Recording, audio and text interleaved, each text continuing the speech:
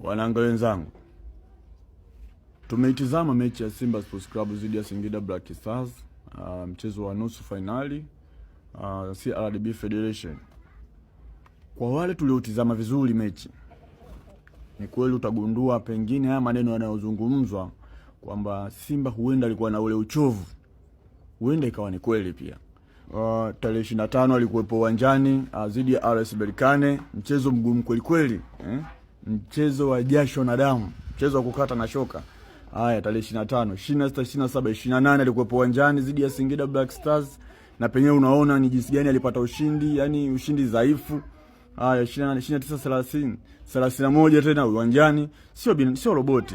Mimi nilitamani sana Young Africans tukutane na Simba Sports Club katika finali ya CRDB, lakini ndio hivyo, naona finali ya CRDB haitakuwa na mvuto wote ule, kwa sababu yani haina mvuto. In short, naweza kusema itakuwa ni dabi ya mashemeji.